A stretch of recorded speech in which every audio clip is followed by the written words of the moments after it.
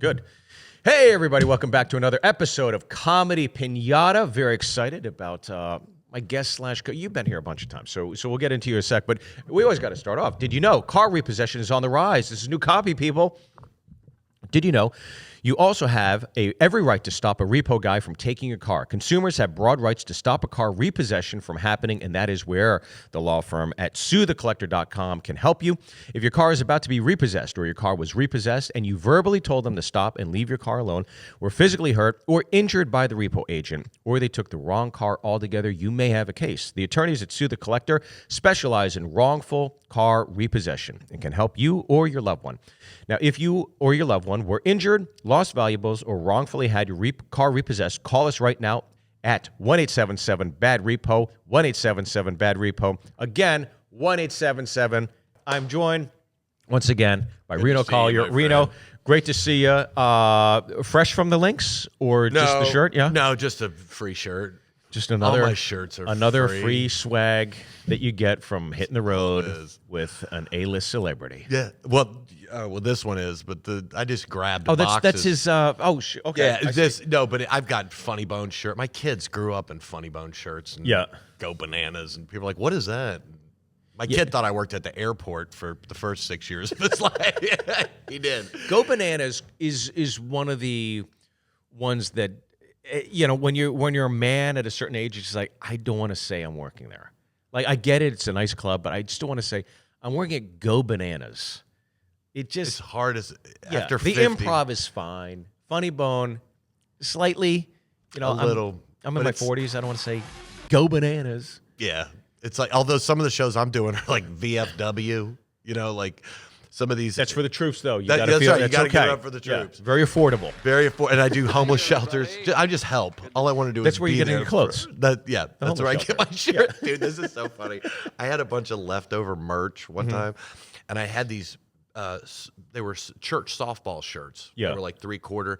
And I did this joke about, my church softball team sucked, and we named our team Off Constantly. Right. So that way, at the end of every game, every team would run around the field. We won. We beat Off Constantly. We beat Off. Right. So I had these Off Constantly shirts, right? And they were in my garage, and my wife's like, get these out. Yeah. And they had the year on the back, so it was like 5 years after, and I didn't know it was in it. So I took them to this ministry's place to donate them, right? Dude, we're driving downtown Murfreesboro. There's this guy walking with an Off Constantly. It said RenoCollierComedy.com on the back. Are you serious? With Off Constantly. And she's like, there's your shirt. And I'm like, I dumped them. Like, there was nobody there, so I just threw the box out and they handed them out. Yeah.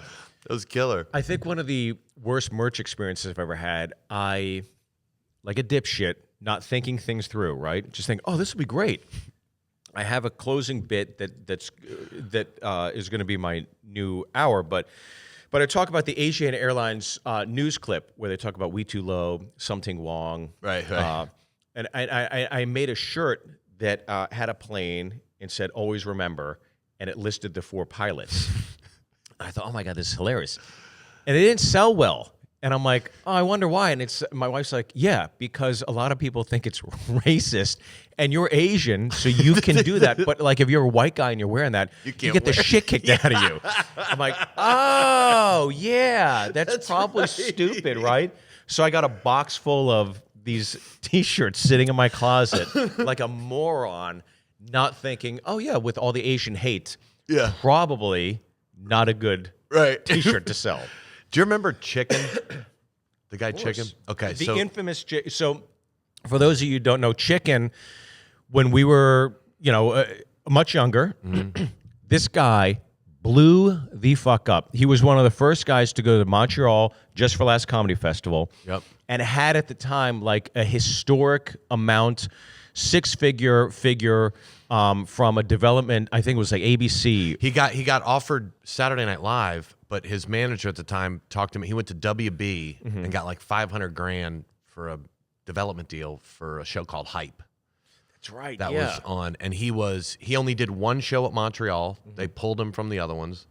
He was out of his mind. I mean, we used to do a show together called the Chunky Chicken Show. Right. So we'd both do stand-up, and then we'd do skits at the end of it, right? So this is 23 years ago. Sure. Maybe. So we came up with this idea that we were going to sell bumper stickers that said, "I eat poop," right? But we sold them under the pretense of they're not for your car. They're for you to put on other people's cars, right? And so we made them at Kinko's. So we got a magic marker and that sticky paper. That's all it was. And we just wrote, "I eat poop, I eat poop, I eat poop, I eat poop." And then we put them in and we printed them out at Kinko's. Yeah. Which we ruined the machine because that stuff is so thick. It's not to make copies on, but it was a sticky. And then we took their cutter and we just cut stacks of them. So we did a show in Birmingham at the Stardome. Yeah.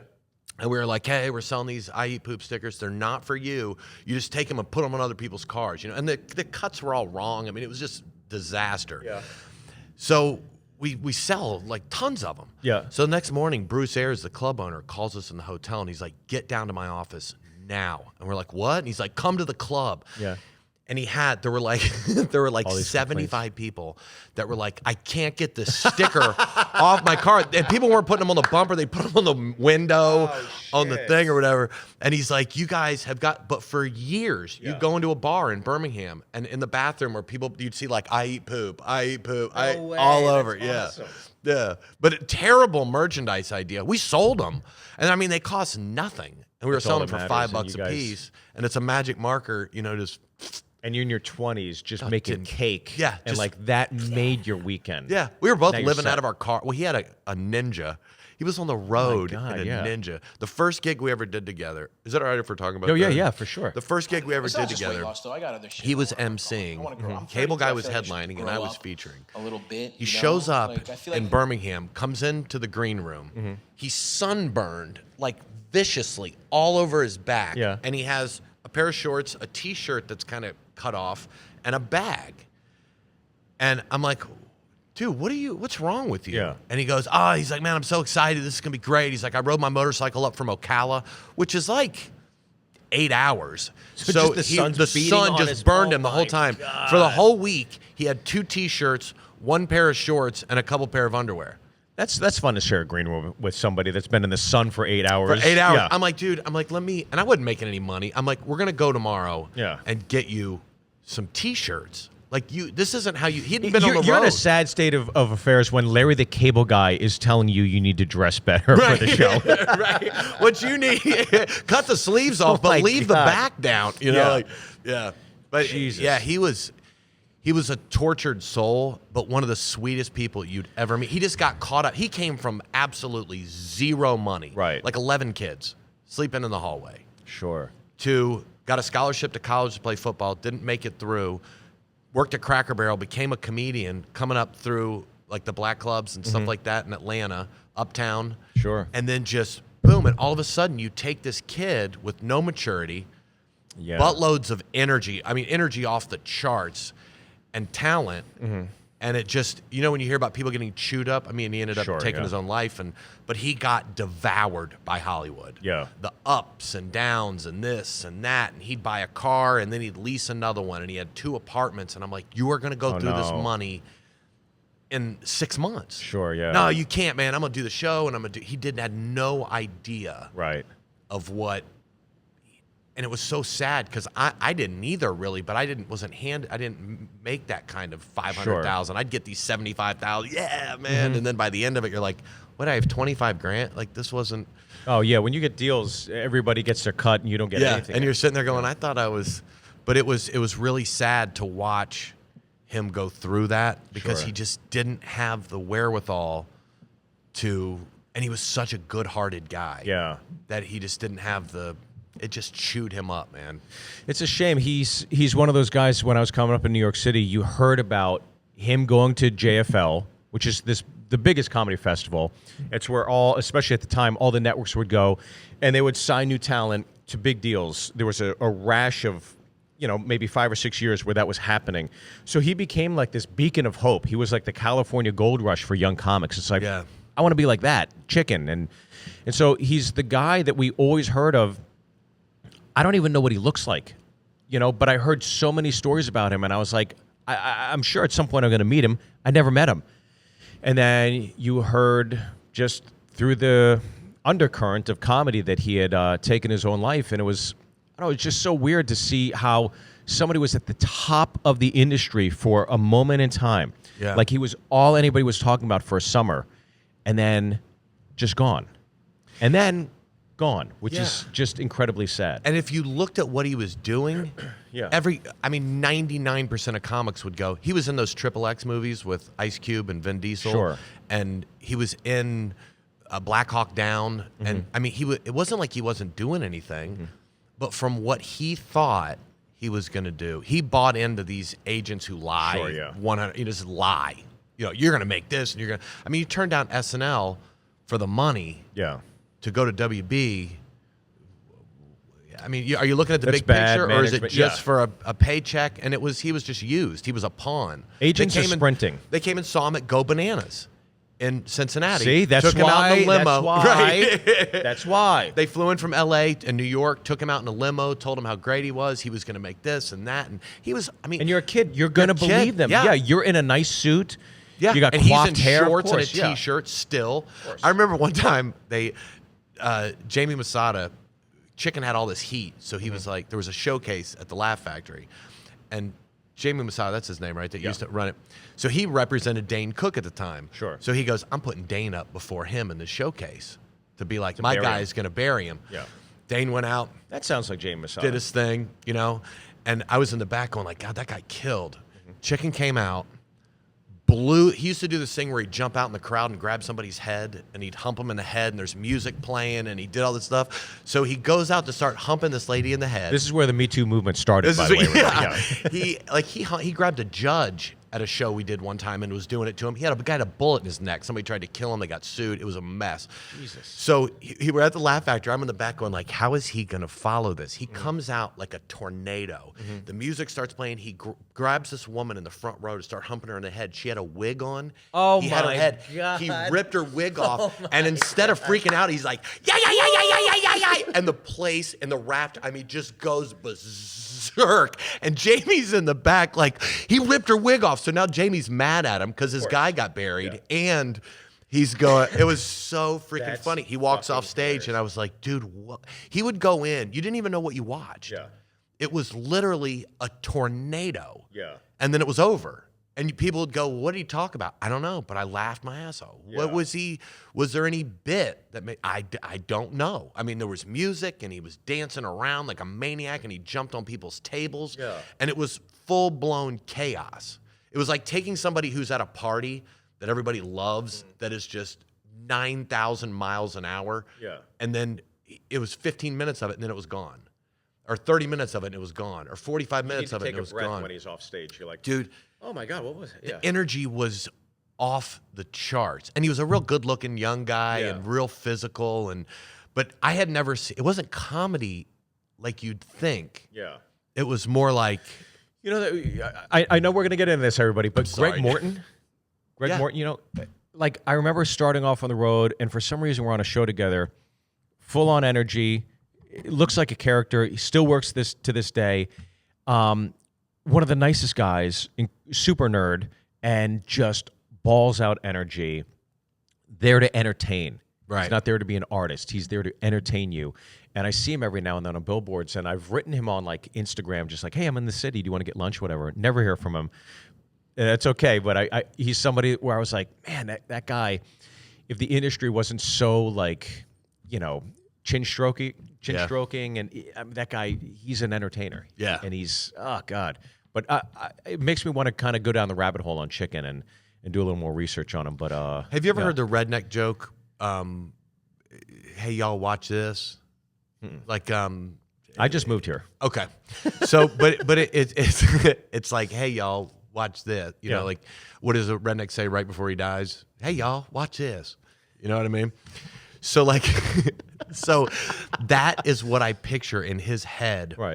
Right before he went on stage every time, he's like, watch this. Watch this. Yeah. And it was just, I mean, that's great. Full blown Yeah. energy. And that we used to do sketches at the end of our shows for like 30 minutes that were, we'd be, I mean, canceling isn't even the right word for what would have happened to us now, because it just didn't, it was booze fueled, just debauchery. chaos. Yeah, awful. Well, hey, Taylor, next time we have Reno, can we get A chicken clip? Dude, I don't even know if there is one.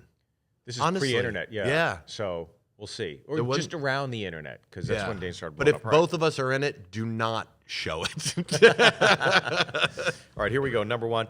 Now, what I was prefaced with was this could be a young comic heavy show. So Stavros, how do I say that? Halkias. I know this name. Is he out of New York? Yeah, okay. I don't know much about him. I know the name, and I'm sure he's great, obviously, if he's running around New York. But do you know that name? No. It makes me want to get a gyro. Yeah. when's the last time? Stavros Halkias. People always say like Asian or Chinese is hard to say when you. It's like the Greeks are Worse. I used to work in a Greek restaurant, so. Yeah. All right, here we go. Gyro. I love gyros. I haven't had one in a long Call him time. gyro? You call him hero? Hero? Gyro. Hero? I'm not saying hero. Yeah, I'll say gyro. Nothing on the screen. It's not just weight loss, though. I got other shit I want to work on. I want to grow. I'm 32. I feel like I should grow up a little bit, you know? Like, I feel like this is the year, no more floor pills, right? No more finding loose pharmaceuticals on the ground and trying to get fucked up off what turns out to be heartburn medicine. Like, that's over for me.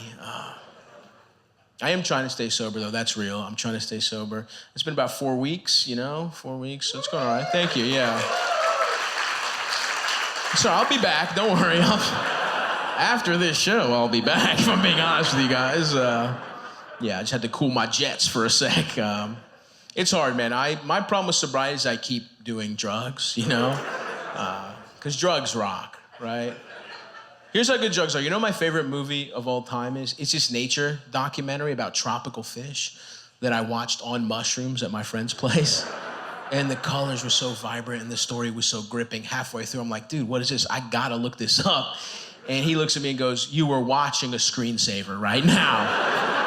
It's like, okay, well, don't touch the mouse, please. I'm rather invested in this right now. I'd like to see how this ends, thank you.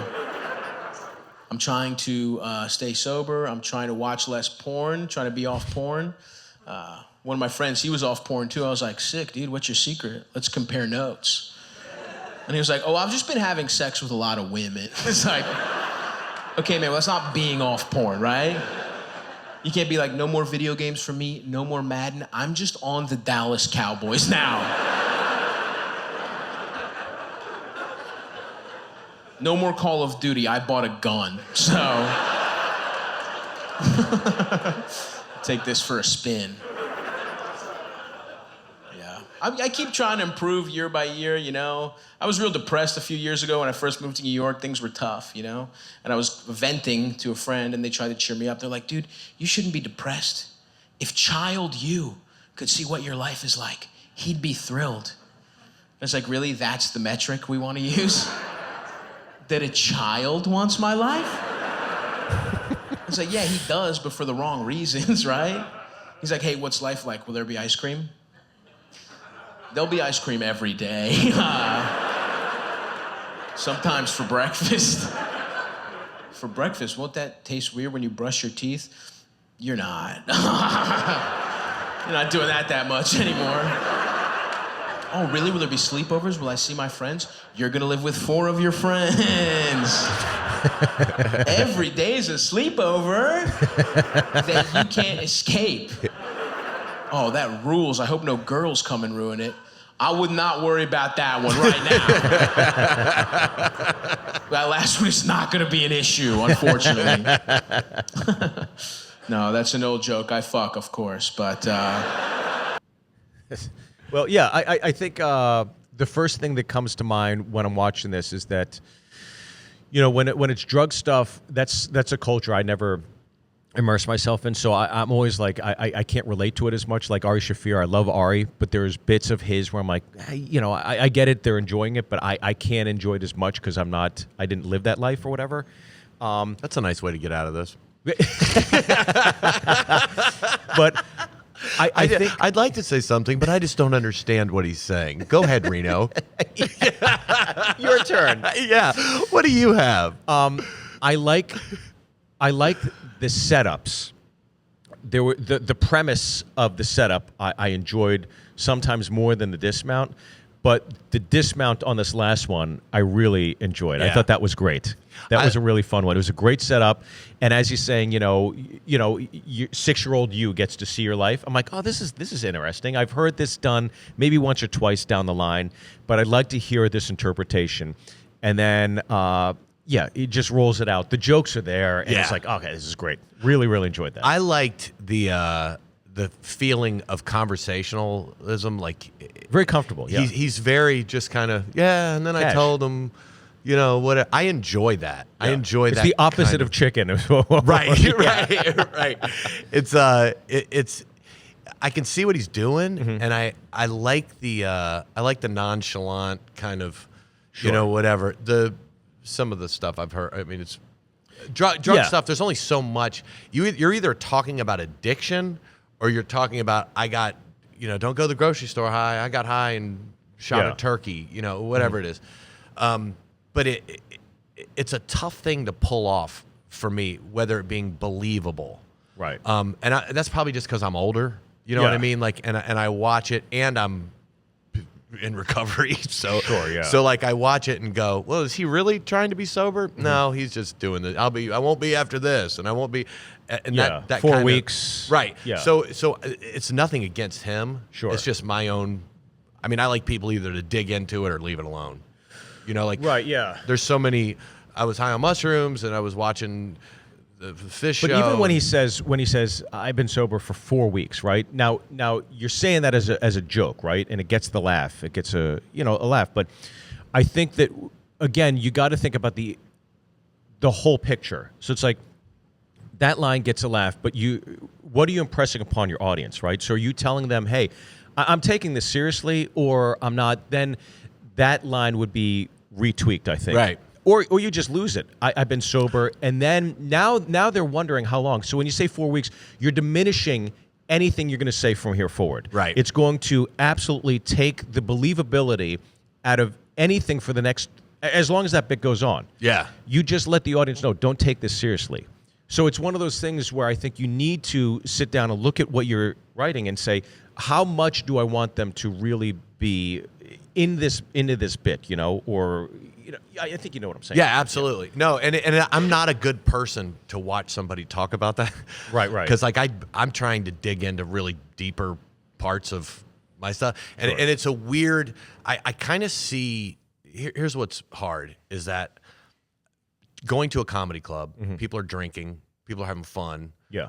Nobody wants to hear that drinking is a problem. You know what I mean? Well, that's a good point. It's a fine line I walk where I'm going. I'm just talking about myself. Sure. And I'm not talking about people who drink like to come out to a comedy club and have some beers and laugh. I wasn't drinking like that. So mine goes deeper. So I'm probably right now in this mind frame, not the right guy to watch it. Because I'm picking apart things that aren't even fair to him. Sure. He's very comfortable. He's real likable. You can see him. Oh yeah, As a sidekick in a sitcom, walking in like, hey man, whatever, have a couple funny lines and scoot out. But I liked his delivery, and I liked his shirt. That kind of like, I really don't. He put it all care. together. It fits perfect. His look Yeah. fits with what he's saying, and sometimes it doesn't with people. It's You so know what funny I you mean? mentioned that, because on the close-up you see the cheetah print, and I was like, it's pretty cool. It's a bold choice. It's almost like if you had a costume designer pick things out, given his look. Yeah. I mean, the fact that he looks like he drives a windowless van, Right? Yeah. and then the glasses and everything else, but he put it all together. It looks great, and I agree with you. He's somebody that if he came on stage, he'd be like, oh yeah, I'm watching this. Yeah.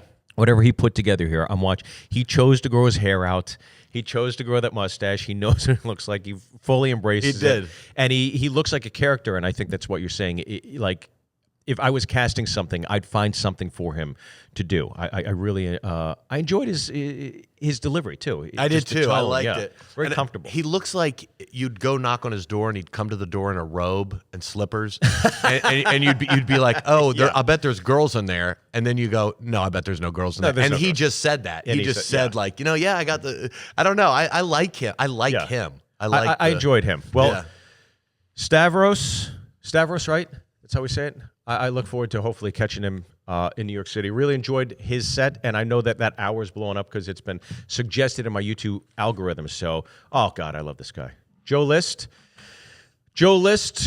If you're going to follow a comic on Twitter, there's two that come to mind, Roy Wood Jr. and Joe List. Joe List is a joke writer. He's fantastic, and he just did a film with Louis C.K. He's the lead, called 4th of July. And they're going the independent route where they're going out to theaters and promoting it on their own and showing it on their own. And then obviously it'll be released. But I think he's very, very talented, just a great joke writer. And again, somebody that you see that all these streamers have overlooked, and he does it on his own. Yeah. Like, well, fuck it. I'll just put it out on my own. And so he just released a new hour special called This Year's Material. I mean, that's how prolific he is. So I think it's he's done a great job. He's an example of somebody who just, takes the onus upon himself to make himself, give himself the best opportunity. Yeah. So I assume you don't know who Joe is, but all right, out of New York City, let's watch Joe List here. Thank you, everybody. Good to be here. Yes, I do. In Canada. I've been traveling a lot. I was in Dallas recently, Dallas, Texas, and I got a ride to the airport from a cab driver, and we were making small talk. Don't you hate making small talk with a cab driver? I hate it because I feel like I have to agree with whatever they say because they have your life in their hands. Do you guys feel like that? I have no integrity in a cab. He could be like, I think we should be allowed to own homeless people. And I'd be like, totally, man. I've had my eye on a couple myself. I disagree with whatever he says because I'm afraid I'm going to be like, that doesn't make sense. He's like, well, maybe this will make sense. You fucking, then he just kills you. So I disagree. This is what happened. It wasn't even political. We were pulling into the airport, the Dallas-Fort Worth Airport, which is an enormous airport. And I said, this airport is huge. I'm very good at small talk. It's one of my skills. I said that. And then he said, oh, yeah, this airport right here, bigger than the state of Maine. Let's do that out there. Now, that's good. Some of you guys are already laughing. That's great. I was worried because it's Canada. But Maine is your neighbor. You guys are laughing because he's incorrect. That's why you're laughing? He is incorrect. The state of Maine is bigger than the Dallas-Fort Worth Airport. In fact, all of the states are bigger than all of the airports. That's how states and airports work. But I went with it. I was like, wow, that's crazy. I wanted to be like, that is literally crazy. You seem like an unstable human being for thinking that might be true. And then I got out of the cab, and this is embarrassing. I'm ashamed of myself, but I Googled it, because there was a moment where I was like, wait, maybe... That's how much I hate myself, even though I was pretty sure. I was like, what if I'm an idiot? And so I looked it up, and no, for sure, Maine is bigger than the Dallas-Fort Worth Airport, just as I suspected. And here are the numbers. I'll give you the stats. That way, like, if you're not laughing, I'll give you the numbers, and that way you can better understand what an asshole this guy is. Here are the digits. Dallas-Fort Worth Airport, huge airport, second biggest airport in America, 27 square miles. State of Maine, 35,385 square miles. I mean, this guy wasn't even close. He was off by almost the entire state of Maine. You can't have an airport that big. That's why I was frustrated by it, you know. You get to the airport, you're like, excuse me, I got dropped to the wrong terminal. How do I get to Terminal B? It's a 9-hour shuttle. You have to take a bus. 9 hours. You probably are going to miss your flight. Unless you got here egregiously early. We do have a flight that goes from Terminal A to Terminal B, however. It's a 25-minute flight. And it's All right, there we go. Joe List. Love him. Fan. I've seen, like, his face or something. Sure. But I love when somebody beats something to death. To the ground. Yeah. That's what he's doing. He's beating the premise to the ground. And I always love somebody that takes just this micro moment in your life that is just, you know, you could be in a cab, go, this guy's a fucking idiot. And you get out. And that's it. Yeah. Get the notebook out, pen and pad. Let's write just dripping it dry. Yeah, absolutely. I agree with you. And the premise, I have had that thought. I didn't know how to put it into words. Like I never took it and made a bit out of it. But I agreed with people on stuff that I don't agree with them about when they're driving a cab or if you're on an airplane, whatever it is. Like I've been like, oh yeah, just to either make the conversation end, Sure, or just. I never thought but it is instinctual. Like this guy could jerk this thing into a tree. Oh yeah, and you know you disagree with his politics or something, and you're like you're gone. Yeah. I agree with you. And look, I do it on this podcast. There have been clips I've seen where I'm like, yeah, it's great.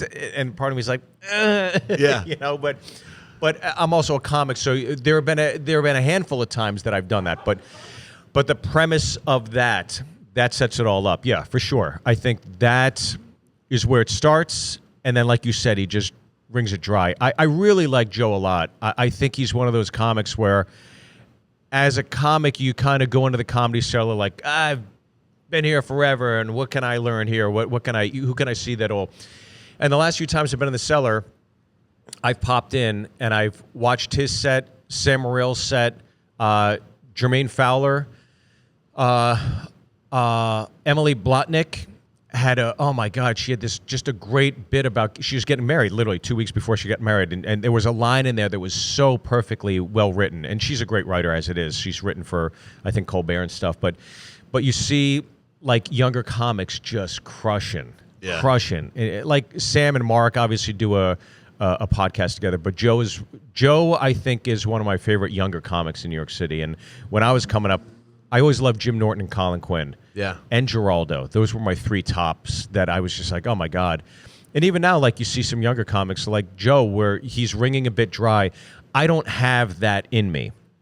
I'm kind of more on the surface, and this new hour I'm doing, I try to drill a bit more and go a little deeper. Yeah. But I don't get to the bottom of the well. And that's something where when I see comics like Joe do that, I'm always jealous of that. I love his timing too. Great. Where it's like, is it over? No.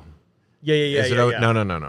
No, I'm going to look it up. I'm gonna Google it, and I'm gonna see, and then I'm gonna tell you how stupid you are. Like it's such a fun. I love that style, and I'm trying to think of someone else who does, but like just the boom, like he's got to be done. No, well, boom. like Kevin Nealon, is a perfect example of like somebody that goes into the absurdity of how ridiculous this can get. Right. And again, I just wish I had the patience to do that. I think when I'm writing or I'm creating, and even on stage, it's like, all right, we got the laugh, let's get the fuck out. But it's like, no, stay here a bit longer, keep going. And I've been trying to force myself to do that a bit more. But I get so amped up on stage that I can't take the silence. I don't want there to be a lot of silence. Yeah, I will in between things. Well, the last two, you could tell, Joe and Stavros, they don't give a shit. No, they're completely comfortable to sit there and not push. Or even put energy behind the joke. Yeah. They're just so casual. And it's, again, something I appreciate. I have a constant feeling of I don't have enough time. Right. Which is a weird thing. It'd be doing as long as I have. Yeah. Like, I know I'll pause for laughs, or if something's going to take a second to click. Yeah. I know it's laying out there, and I have to, and I'll do that. But I still feel 50 minutes is I way too much. Yeah, I got way too much coming out. Like there's no way this is good. And then it's like, and it's weird because I think if I try to slow down, my set ends faster. Sure, yeah. Which is such a weird thing. Like, okay, slow down a little bit, slow down, and then what was 50 minutes is 40. And when I go faster, it takes. I don't know. It is weird too. I think when you're younger, especially. Right, you're so much more energetic because you're kind of filling the void with the lack of experience. But, I hate to keep bringing this up, but I'm about to film this hour. Oh, I should just mention it. We'll mention it at the end. But I'm about to film this, and I went back and watched myself, and I used to be rapid fire, right? Machine gun delivery. And I always heard fast is funny. Fast. And then what I didn't take into account, obviously being a young comic, is when you're younger and you're doing that, it's hard to listen to that for 45 minutes straight, right? You want peaks and valleys. Right, you have to, yeah. So you want to give the audience time to catch their breath. So that's, even something I was talking to somebody the other day about check drops, and he's like, oh, I fucking hate the check drop. And I was like, a trick I learned when I was younger is when the checks were dropped, I would do material that catered to women because most of the guys are on dates or the guy is handling the bill. And so the women What year do you live in? What? Because women can't afford it. I know what you're saying. You They know what don't I mean, work. though? They're lazy. Yeah, But for the most part, in the day, yeah. I know what you're saying. Canceled. I'm just being an asshole. But yeah, I just I always found that trick worked, and so I would just look at the girls in the audience. Of course, you got your bachelor parties and stuff, but Right. But it was a Band-Aid that got me through, and he had texted me recently like, "Oh my God, it fucking worked." Yeah. I was like, "Yeah, it's just little tricks, but yeah." I'll pause and Yeah. talk about something Or crowd work. That's Just do crowd I work do during the crowd check work. drop. But you're right. I wish I'd have thought the girl thing is great because that's exactly Just a stupid thing, but no. Dude. oh, here we go. I love Shane Gillis. Yeah. Do you know Shane? Obviously. I don't know him personally, but I think he's it's hilarious. fantastic the fact that he got taken down with all that cancel bullshit.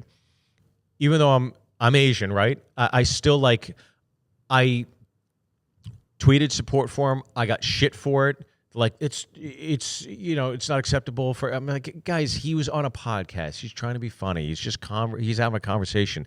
I don't think he has a hateful like I fucking hate Asians. Right. He's just goofing. He's just goofing.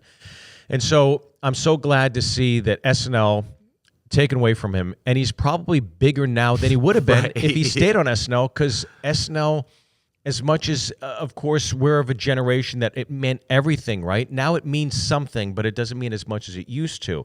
And I think that there are comics that are on there. I don't want to say names, but there's some comics that have been on there for a long time. I'm like, I didn't even know that comic's still on there. Like, it's just baffling to me, or that they would be bigger than what they're doing now. Well, it's not the same. It's not the launching pad it was. No, it but- still is, right? I think it might be, but I think also it's lost its cachet. cachet. Everything went so. Like I like shows that dive into politics, whether Yeah. you're for my guy, against my guy, whatever. Everyone should be made fun of. But it's just so heavy-handed But on it's one. Yeah. one. If you're not making fun of Joe Biden right now, No. I mean, course. what are you even looking at? Yeah. Like, and they just bypass it. Like, oh well, that's not happening. You're supposed to be. You're This supposed to be punk edgy rock. Punk rock is against it's not authority punk in rock general, anymore. It's and it's Britney not. Spears. The show is. Yeah. It's so. There are moments, dude, that kill me. Like when I still John watch it. Mulaney's on there, or I still watch it sometimes too. When Sandler hosted, that's the best SNL I've seen in the last like 5 years, A to Z. Yeah. And then you had Eddie Murphy come back. That was a great episode. I love Weekend Update. I always watch Weekend Update. That's the only part that I really watch. It's great. I mean, the jokes are so good. And on Update, I find that there's a good balance between the two. There is, and that is still kind of punk rock. They are, yeah. They'll push it, but like, it just seems blah. And I don't know if it's because there's so many other things to watch that it doesn't stand on its own anymore Yeah. as a variety thing where you can watch. I mean, doesn't he have Shane has a variety show or something on YouTube or He's sketch? I don't know if he's got a show. I think he's doing sketches. Though. That's Yeah. what it is. Yeah, my kids Okay. tell me everything about this stuff, but yeah, it doesn't have the same feel of. I listen to these podcasts with like Dana Carvey and David Spade, they're- and yeah. all that, and you listen to the old stories of how the guys were, and then you look at the people that are there now, and you're like, I mean, there's no Phil Hartman. No. There's no. Well, you there's have Keenan, nobody. right? Keenan is somebody I think that's been on there forever. But you put that guy on a screen, I'm laughing. He could have I don't been know on what with it is that about group. him. He would have he made could it have. on the Oh, show with Phil Hartman and all this, but a lot of those people would not have. He is so talented. Keenan's so talented. I don't know. Just like I came up with the Dana Carvey crew and Mike Myers, so Me that too. I'll always go back.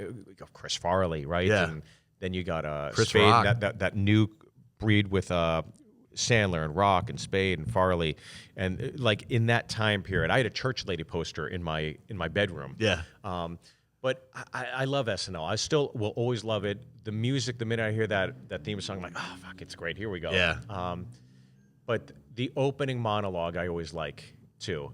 Like I like seeing what they write for that specific person and see if they can land. See if they can pull it off. Yeah. All right. Well, let's get into Shane Gillis here. I really love Shane. I'm glad to see he's doing so well. I think he just toured UK. Yeah. Did his own like solo UK tour. So You know this, like being racist isn't like a yes or no thing. You know what I mean? It's not like you have it or you don't have it. Like being racist is more, it's like being hungry. You know? It's like, yeah, you're not right now.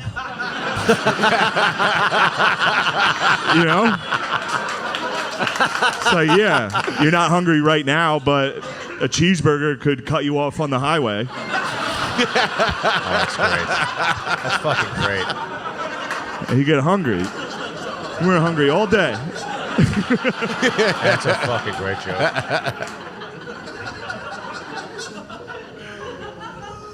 The cheeseburger's Jewish in that joke.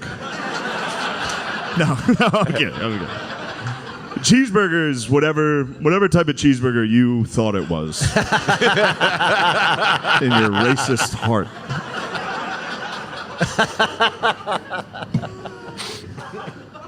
Anyway.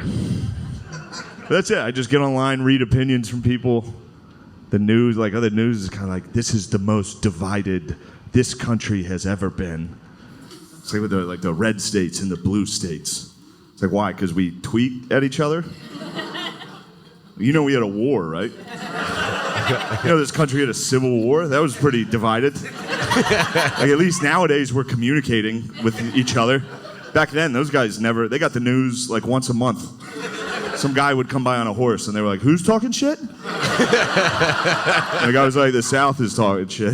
They were like, fuck that. I don't like that. Give me my gun. I'm gonna go down there. I'm gonna walk down there for a month straight. Shoot the first fucking guy I see down there. That's how much. The Civil War was basically just the North just shooting racism out of the South. That's what happened. The North was like, South, fucking chill. And the South was like, no. So then a bunch of guys had to walk down there and shoot them a lot. And they were like, all right, we'll let them go. But we're not going to be nice to them for a while. Until we find out they're good at football and then roll tide. Oh, Dude, I got fantastic. That racism joke might be one of the best jokes I've heard in a long time. It's fucking great. That's a premise that you would see Carlin do. Yeah. Or Rock do. You know, if he was white. Well, the thing You is, he got booted from SNL for that racist, they said it was racist, whatever.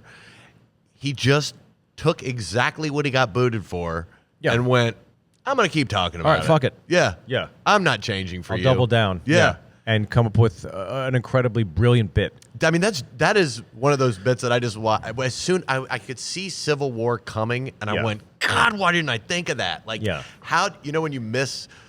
And to a degree where it's just like, this is so ridiculous. Yeah, that's what it's I fucking love, great. dude. That might be my favorite. I do that. This is so like dumb. It's so dumb. Yeah. Like I do this evolution bit, and it's talking about monkeys at campfires and all this stupid stuff, and people come unglued. On like Facebook and stuff like that. I love that. I say science is stupid. I don't really think that, but I love irritating people into like you know what I mean? Like the group of people that go like, what are you talking about? Science? You wouldn't even be able to use that microphone. Yeah, I could. That's not science. Yeah. Just like, And they're like, yes, it is science. I'm like, no, that's not. Science is like Poke the bear. parameciums. Poke the bear. Yeah, Poke the bear. parameciums are science. A microphone isn't. Yeah. And then they just come unglued. Like it doesn't even. I love that style. I mean, he's a bigot, but I really like his stand. I'm with you, dude. That bit is Carlin-esque in the different delivery, different. It's not trying to do Carlin, but I mean that attacking that kind of premise. That's as good as a bit as you'll hear. Yeah. It's a fucking ace bit, and I think if you combined a little bit of Joe List with that, and you just rang it out a bit more, because I saw that bit, I fucking laughed. I was like, that's one of the best bits I heard in a long time. And that ended. I was like, oh, I want more. Yeah, me too. I want more. I wanted a little bit more, but he knows it better than I do. What's that? No, but on that particular premise itself. Yeah. Oh, he keeps doing it? I'll look it up. But the Roll Tide stuff is that's all, yeah. All right. That was so fun. Well, Shane Gillis, this is our last one. This is me or Reno, huh? Oh. This is the part I hate. This is always in my head. Here's the problem with the show. We should come on, shred people, and leave. It's not fair And to then have just to open watch it, put it, our and own then walk garbage. out. Yeah. Well, here's what I've learned is if it's an early clip of mine, I end up apologizing for it. If it's more recent, I'm like, I can be a little more judgmental. Yeah. So I'm hoping it's you. I just shot a thing and it's not out. Oh, yeah, fuck yeah, baby. All right, it's Reno. So next time it's got to be me then, okay? Because I think we've done this twice. But all right, as soon as he brings up the screen, you're going to know the bit, right? Yeah. All right. This Maybe. is recent. Maybe. So this should be. This is here we go. evolution is stupid. Here we go. Are you just sitting there going? Dude, this is just me poking people. All right, let's do this. I think, depending on the bit. Before I did this job, I used to be a school teacher, right? And are there any teachers in here? A whole bunch? What do you teach, honey? Junior high, what class? Who? Food and nutrition. Do you say science too? Yeah. I taught PE. Don't laugh. Everybody in here is PE teacher looked just like me. Well, the woman ones did. That's true if we're honest with each other, and I feel like we are. Come on, let's open up a little bit. You said science? Do you believe in science? It ain't real. It's stupid. You don't believe in it, really. We're all adults. We can be honest. Like, do you really believe in it? You think it's real? You love chemistry? That ain't real. They just make that stuff up. Every generation's thought they had science figured out. Nobody did. You used to get a cold and they'd bleed you. Oh, he's the smartest guy in our village. I always felt like I was falling behind in science class when I was a kid, and I figured out why. It's because science teachers, they speed through everything, so you don't have the time to ask any questions, and by the time they get done, they just give you a D, and you're like, all right, I'm cool with that. I go to 7th grade, and we can do it. That's the game. I can relate to that. I remember when I was a kid, they never let me ask any questions. The teacher would be like, all right, boys and girls, everybody open up your books, page 52.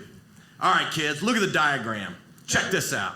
A long, long time ago, all of us in here used to be monkeys, right? Then we turned into this Chewbacca circus carnival freak show looking thing, but now we're all people. Next chapter, move on, no questions. Well, guess what? I had questions. How come monkeys are the only animals that were ever allowed to turn into people? Yeah. How come there's no two-legged giraffe with a short neck walking around vaping? Because it ain't real. Dude, this just irritates people. Yeah, not to mention the fact we still got monkeys.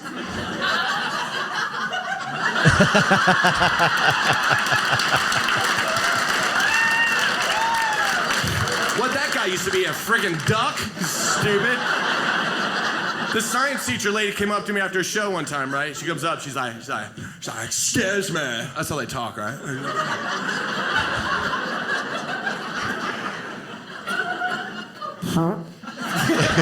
She didn't do that. I just don't make her look stupid. She's like, excuse me. Can I talk to you for a second? I was like, yeah, what's going on with you? She goes, let me tell you what I think. I think you just make fun of things you don't understand. I was like, I can live with that. Yeah, okay. Stupid. Here's what she said. She goes, we've always had monkeys just like we do now.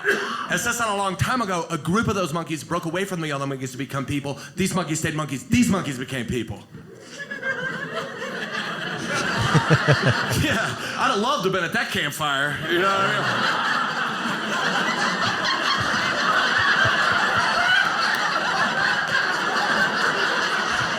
Such stupid.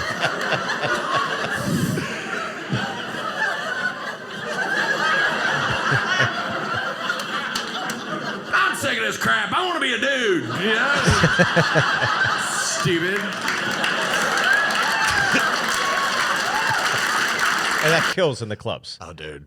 Kills. Yeah, and it either here's what it is. It's like I say things that make me laugh, and things that if I know irritate a group of people, like I realize people fight about this bit Right. Like you wouldn't believe, dude. Yeah. I mean, if you go on your phone and go through Facebook, that dry bar company, they're taking them off constantly. People are like, I hope Sure, you of die course. in a plane crash. I mean, Yeah. evil stuff. But I know what I'm doing. Right. I'm just, you know what I mean? It's so funny that like on Dry Bar, you find the most offensive comments. Dude, and how Right. that was the cleanest, nicest stuff I Yeah. could possibly have come up with. Like, I don't have that much. Like, they were like, you know, hey, do you want to do this? And I did the thing, and the people are really sweet, and I did Right. it for corporate things, and it's a great tape, and blah. But you can't say anything Right. that will offend. But somehow, out of my nicest, sweetest material, I found the most offensive thing they've ever had. They have to hide that thing sometimes. Yeah, I mean, you Like got it- all the religious zealots down here in the South, I'm sure, in the Midwest. and No, Bible it's Belt, people- and it's people are that talking say- about God creating man, or obviously evolution. And See, I'm a Christian, right? Yeah. But I realize that it wasn't a monkey that just. I like that because it's like the other side never gets made fun of. Right. So I just like saying stuff. I mean, stuff like that. People go, yes, he's exactly right. Right. No, I'm not. He'll go, he's exactly wrong. No, I'm not.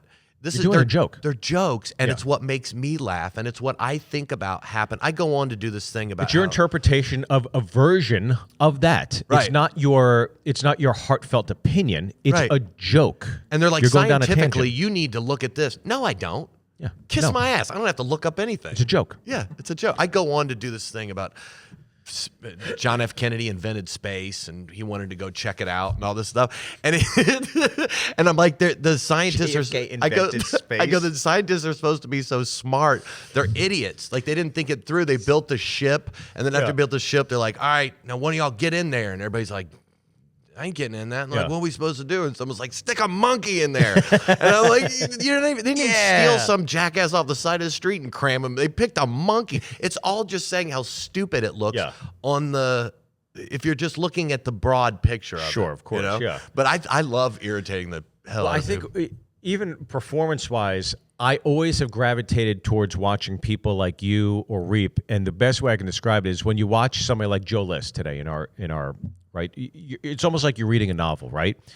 There's transcription there, right? When I watch you and Reap, it's a comic book. I'm seeing action, pow, bang, like you're acting everything out. The teacher, the monkey. So I've always enjoyed. Look, comedy's many different palettes, right? But Yeah. if I'm going to sit there and I'm going to like leave the green room and watch, it's like I'd say 6 times out of 10, I'm going to go watch somebody who's a little more animated and energetic and selling the material. As much as I appreciate the spoken word of a material, Yeah.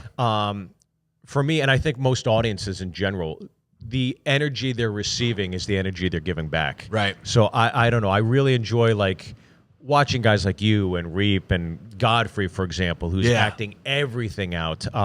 So again, another killer bit. I love Thanks, watching dude. it, man. Well, Yeah. there's a group of guys, you can tell who grew up watching Eddie Murphy and wanting to be Eddie Murphy, and Yeah. I'm one of them. Yeah. Like, I wanted to be a black guy in a leather suit and be, I mean, I knew the whole, he does the sign of the cross where he walks out to do, Yeah. you know, I wanted to be, I was like, he is the greatest thing. Eddie? Eddie. Dude, I know the Fuck whole. you. Yeah, fuck you. Get the fuck you, man. Fuck you, Eddie Murphy. Suck my dick. You know? It's the greatest. I know every word to it. Yeah. I tried to get my kid to watch Raw, and I was doing it throughout the thing, and I can't get it out of my head. Yeah. So the acting out and stuff like that, I'm no Eddie Murphy, obviously, but that's how I want it.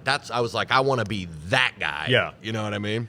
Well, killer as always, my friend. Thanks, I dude. enjoyed watching it. I enjoy spending time with you. I love hanging out with you, man. This is so much fun. Thank you. dude. Another Yeah. episode of Comedy Pinata. Thank you guys so much for tuning in.